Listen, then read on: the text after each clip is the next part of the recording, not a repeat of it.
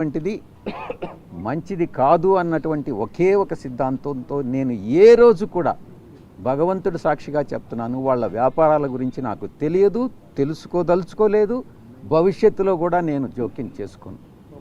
ఆ ఛానల్స్ ఎవరైతే టెలికాస్ట్ చేశారో వాళ్ళకి నేను విజ్ఞప్తి చేస్తూ ఉన్నా, వాళ్ళ విజ్ఞతకే వదిలేస్తున్నా.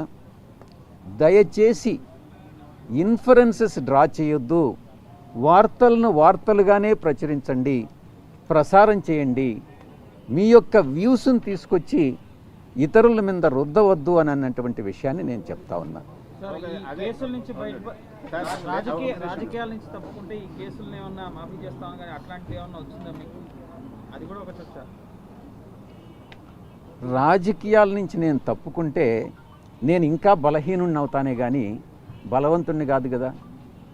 అలాంటప్పుడు కేసులు నాకు ఎందుకు మాఫీ చేస్తారు, నన్ను ఎందుకు తప్పిస్తారు?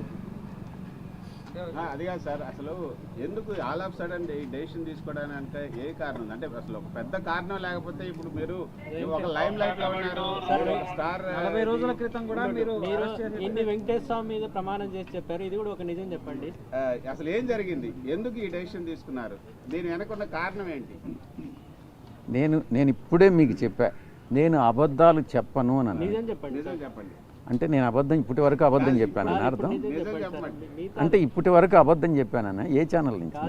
ఇదొకటి నిజం చెప్పండి.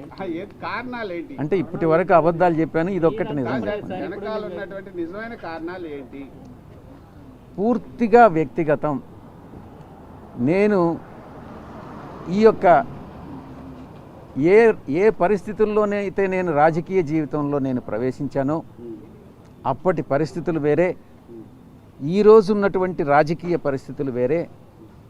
ఈ పరిస్థితుల్లో, ఇప్పుడున్నటువంటి రాజకీయ పరిస్థితుల్లో నేను ఒక రాజ్యసభ సభ్యుడిగా అటు రాష్ట్రానికి కానీ, ఒక పార్టీలో నేషనల్ జనరల్ సెక్రటరీగా పార్టీకి కానీ న్యాయం చెయ్యలేను అన్నటువంటి ఒక ఆలోచన వచ్చి నాకన్నా ఇంకా శక్తి సామర్థ్యాలు ఉన్నటువంటి వ్యక్తులు ఎవరైనా నా ప్లేస్లో రాజ్యసభకు కానీ వస్తే రాష్ట్రానికి, రాష్ట్ర ప్రజలకు, దేశానికి ఉపయోగపడతారు అన్నటువంటి ఒకే ఒక కారణంతో నా యొక్క అశక్తత, నేను చెయ్యలేను, నేను న్యాయం చెయ్యలేను అనే ఒక నిర్ణయానికి వచ్చి నేను ఈ యొక్క రాజీనామాను సమర్పిస్తున్నానే తప్ప వ్యక్తిగత కారణాలని అందుకే నేను చెప్పాను.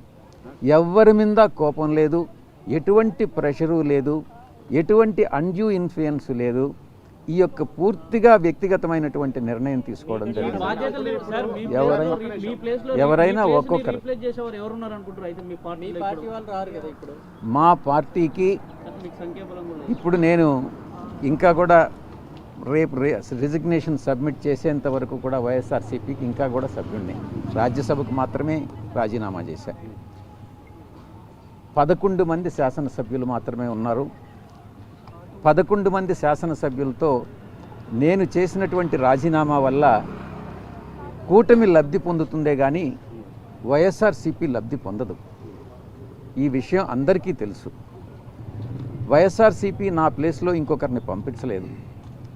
కూటమిలో అది వాళ్ళకి నిర్ణయం. అది తెలుగుదేశంకి వెళ్తుందా, బీజేపీకి వెళ్తుందా, జనసేనకు వెళ్తుందా, ఎవరు